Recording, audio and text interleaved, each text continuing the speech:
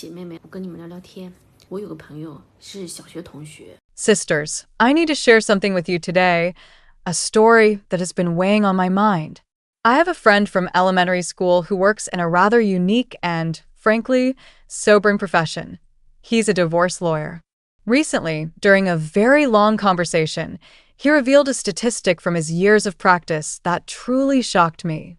He explained that for the vast majority of ordinary women, and by that I mean those from middle to upper middle class backgrounds, not the super wealthy or the daughters of tycoons, there is a brutal and consistent reality. After the age of 40, even upon discovering their partner's infidelity, it is incredibly rare for them to actually follow through with a divorce.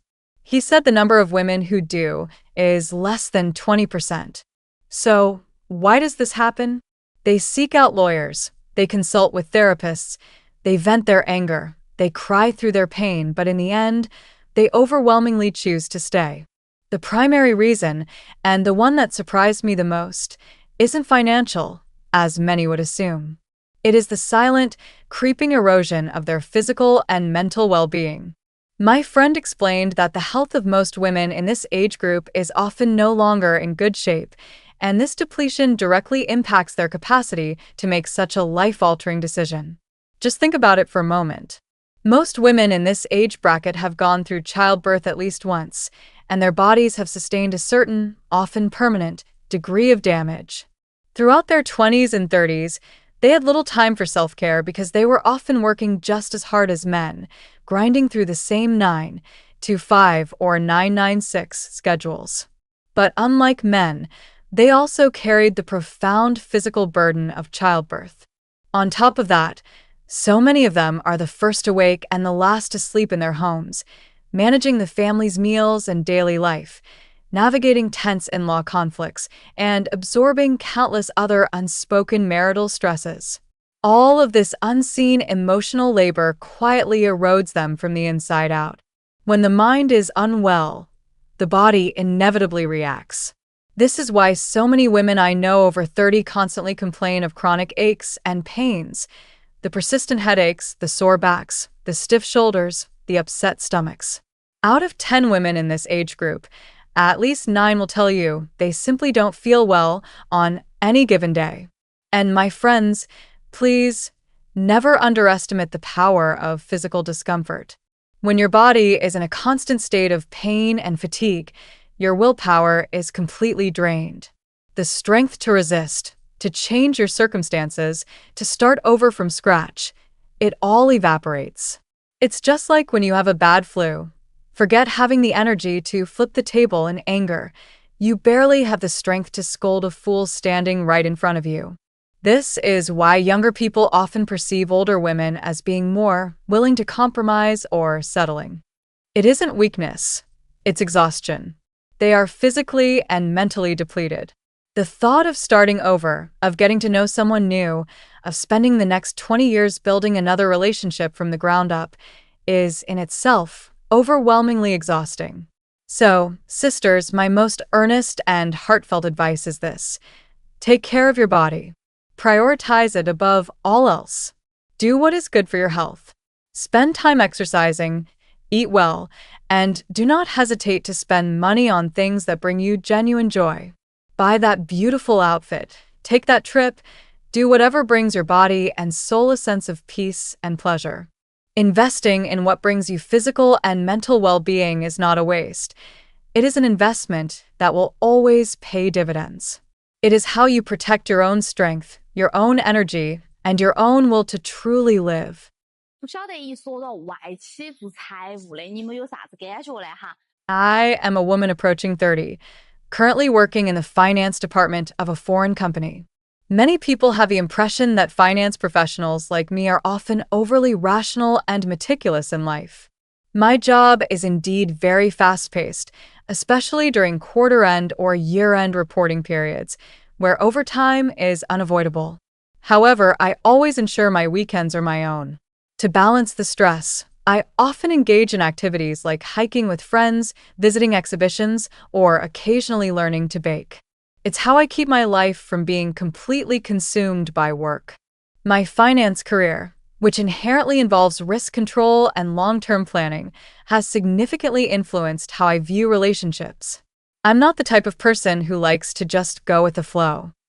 I believe that a relationship, much like a financial plan, requires clear preparation and vision. To me, a lack of basic planning is a serious concern. It's like creating a budget without considering cash flow. Problems are bound to arise sooner or later. This mindset shapes the core values I prioritize in a relationship. First and foremost is communication. I place a high value on directness and cannot accept using the silent treatment to resolve conflicts. I would rather we have a heated argument to understand each other's boundaries and needs than let the problem linger forever in silence. Equally important is mutual understanding, especially regarding our careers. True understanding comes from learning the facts, not from preconceived notions about one's profession. This practical approach extends to how I view the cornerstones of a shared life, finances, and time. I advocate for a hybrid financial model, a joint account for living expenses and major purchases, while each person maintains a separate personal account for their own freedom. As for time, I believe in proactively setting aside dedicated moments for the relationship, like a protected date night each week, free from work interruptions. Because I believe so strongly in building this solid foundation, I am completely against the idea of flash marriages. A relationship needs time for observation and nurturing, just as a project cannot skip procedural steps to reach a result. I would rather spend an extra 6 months to thoroughly understand someone, to see the hidden data like their spending habits and family dynamics, than make a hasty decision that could lead to regret. Ultimately, my ideal vision of marriage is one where we are independent when apart and complementary when together. We don't need to share every single hobby. He doesn't need to understand my financial reports, and I don't need to participate in all his activities. But when faced with major life decisions like buying a house or raising children, we must be able to sit down, discuss, and adapt together to work towards a common goal.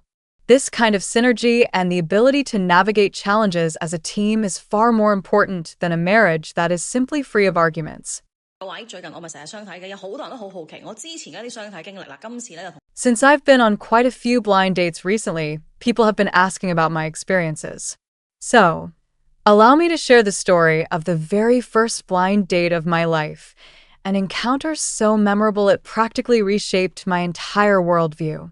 It taught me a universal truth that anyone in the arranged dating world knows. A matchmaker's words are pure, unadulterated fantasy.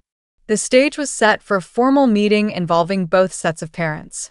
The moment I walked onto what I can only describe as the crime scene, I finally understood the vast, cavernous gap between advertising and reality. The matchmaker had painted a picture of a handsome, stylish, and tall gentleman. But as I looked at the man before me, I had to wonder, where was the evidence? We can set aside the physical evidence. I couldn't immediately verify claims of several apartments in Zhejiang New Town or a 6-figure annual income because the living, breathing witness in front of me was already a complete and utter letdown. The discrepancies were glaring. He was introduced as being 170 centimeters tall, but in reality, he was barely a centimeter or two taller than me. His photos showed a full head of hair, yet in person, it was so sparse that I have every reason to suspect he was wearing a wig for the photo shoot. But the detail that truly etched itself into my memory was the white foam that started forming at the corners of his mouth as he spoke. The image was so surreal it immediately brought to mind some dramatic song lyrics about deceitful, empty bubbles. Just when I thought it couldn't get more transactional, his family started laying out their business proposal, complete with a series of KPIs for me. The terms were brutally simple: marry their son and give them a grandson. In return, the apartment in Zhejiang New Town would be mine. Did I want a car? They'd buy one. To top it off, I'd receive a monthly commission in the 4 to 5-figure range. The pie they were painting for me was bigger and more fantastical than any mooncake from a TV drama. Seeing my obvious lack of enthusiasm, his mother tried to reassure me. Don't you worry, she said sweetly. My son is very good-tempered. Everyone says he's an honest boy. Before she could finish, her son proudly jumped in to correct her. Who said that? I'm actually very fierce. I hit people. Oh, the sheer manliness of it all. I instantly pictured him getting angry and pummeling my chest with his tiny little fists. The mental image was so absurdly terrifying that my own mother, sitting directly across from me, couldn't hold it in any longer and just burst out laughing. She tried her best to play it off, still chuckling as she sputtered, "Oh my, I just suddenly thought of something really funny." Ironically, in the end, it seemed the other family was quite impressed with my family's humor and openness, and they were actually quite satisfied with me. But the experience left me with a profound and unexpected revelation. After being presented with a fortune on a silver platter, I realized that, just maybe, I don't like money quite as much as I thought I did. 没有结婚也没有小孩。 I'm 42 years old, unmarried, and without children. I often find myself pondering a troubling question. If I continue living alone like this, what will happen when I grow old and fall ill, lying in a hospital bed with no one to care for me? In my 20s and 30s, such thoughts never crossed my mind. I always felt young, with plenty of time, convinced that I'd eventually meet the right person. But as time has passed and I've grown older, I've noticed a growing sense of loneliness, fear, and anxiety creeping in. Some people tell me that being my age, without the responsibilities of children or marriage, is a blessing, a kind of freedom. But honestly, I'm deeply afraid. The fear of growing old alone, of facing illness and loneliness without someone by my side, weighs heavily on me. 年收入50万以上的男的找体制内的。 There's a common question that often comes with a widespread misconception, and it's one I feel compelled to address directly. Is it easy for a man earning over 500,000 renminbi a year to find a beautiful, accomplished woman earning around 200,000 renminbi? Many people assume the answer is a simple and resounding of course. Some have even gone so far as to accuse me of fabricating stories to suggest otherwise. However, as a consultant who works directly with both of these specific demographics day in and day out, I can tell you with absolute certainty, the reality on the ground is far more complex. The truth is, these two groups often don't click as seamlessly as the outside world thinks they should. The crux of the matter isn't the 500,000 renminbi figure itself, but rather the man's entire value package, and context is everything. Let's break it down into two distinct scenarios. Scenario 1, it's easy. If this man not only possesses a high income but also comes from a good family background, is handsome, reasonably tall, and has a refined sense of style, then yes, finding an attractive woman from the stable, state sector, Tijernai, is well within his reach. He represents the complete package. Scenario 2, it's very difficult. However, if he only has the high income, while his family background is average and his appearance, fashion sense, and overall polish are unremarkable, many of these same beautiful, stable women will turn him down without a second thought. In the highly competitive context of a major city like Shanghai or Beijing, a man with no family support who holds extremely high standards for a partner, demanding someone who is both beautiful and intellectually deep, finds his impressive salary suddenly becomes only 500,000 renminbi. Why? Because the very women who meet his demanding criteria are themselves highly sought after and have plenty of similar, if not better, options available to them. This brings me to the perspective of the stable woman, whose market value is often underestimated. A woman with a secure career in the state sector, whose family is financially stable with parents on pensions, is an absolute hot commodity on the marriage market. She often has more serious suitors than a woman who is merely beautiful because she represents long-term security and stability. And precisely because she has so many options, her standards are anything but low. She is extremely wary of the perceived instability of the private sector, especially the tech industry. The high-pressure, the notorious overtime culture, and the very real fear of being laid off after 35 are significant risks she is often unwilling to take on in a life partner.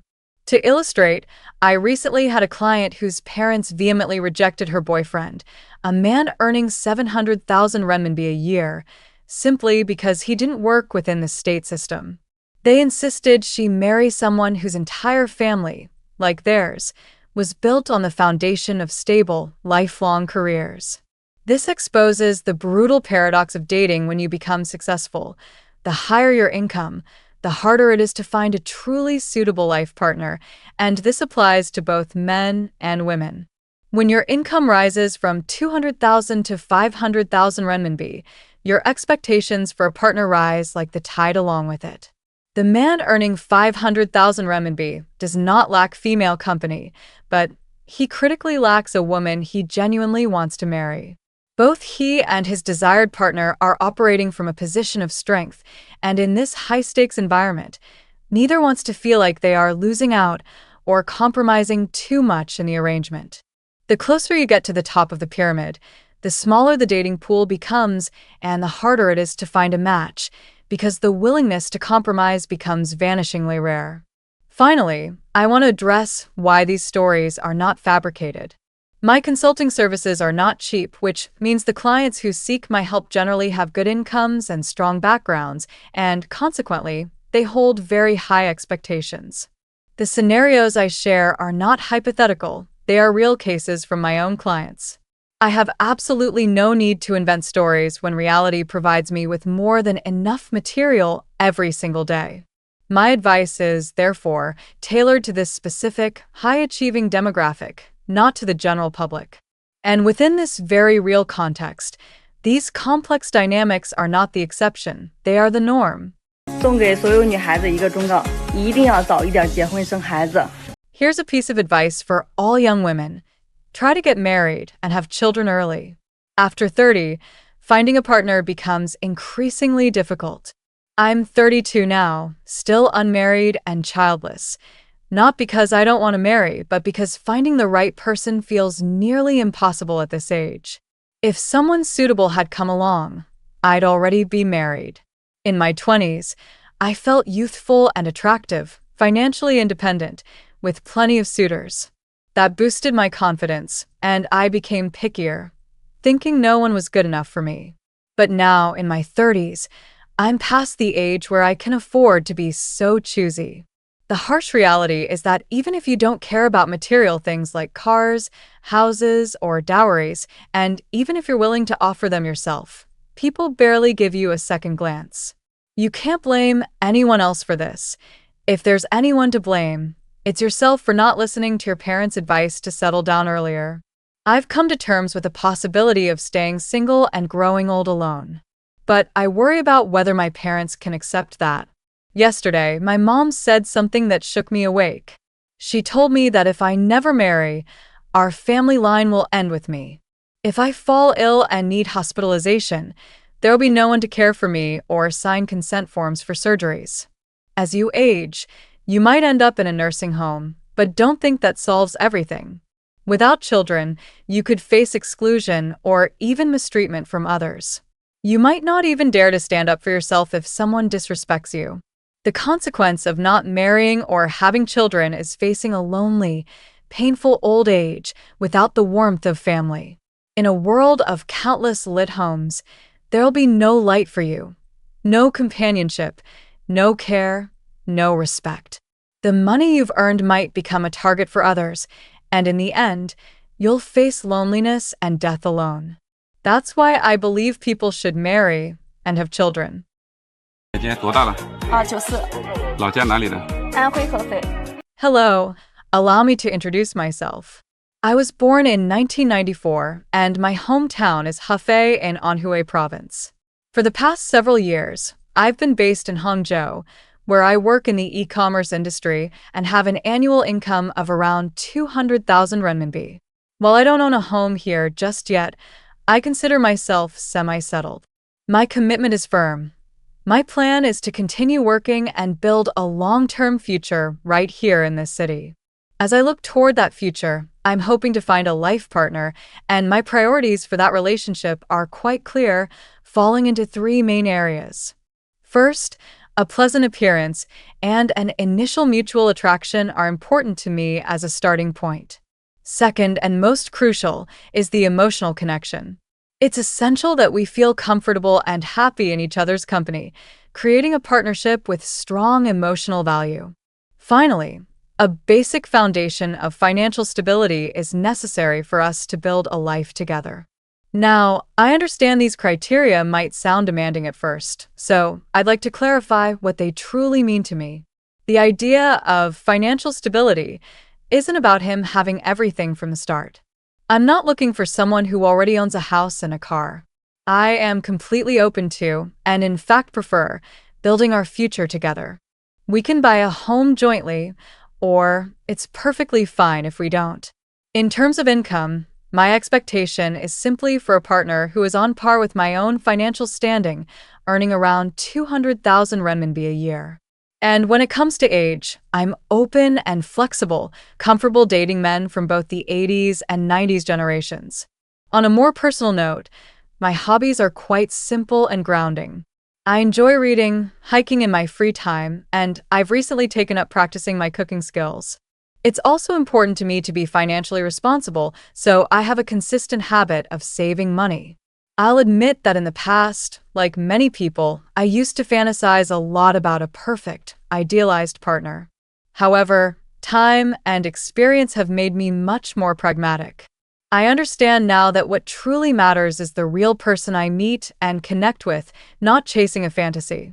With that in mind, I am ready and genuinely hoping to get married within the next year. When it comes to traditional aspects like the bride price, I don't have a specific requirement. I believe it should be a reflection of his sincerity and our mutual understanding. And naturally, as someone who has worked for many years to build my own savings, I will also be preparing a dowry to contribute to our future together. And so, we've journeyed together through a multifaceted emotional landscape, listening to the very real stories of people navigating the pressures of life, love, and societal expectations. From the rational finance professional who plans for love like a long-term investment, to the woman who regrets her youthful pride that left her struggling in her 30s. From the paralyzing fear of loneliness felt by a woman in her 40s, to the sharp analysis of a dating market where a high income is no longer a golden ticket. Each story, each life, though different, seems to be searching for an answer to the same fundamental question: how do we find happiness and security in this modern world? Perhaps the golden thread that runs through all these narratives is not merely the act of finding a partner.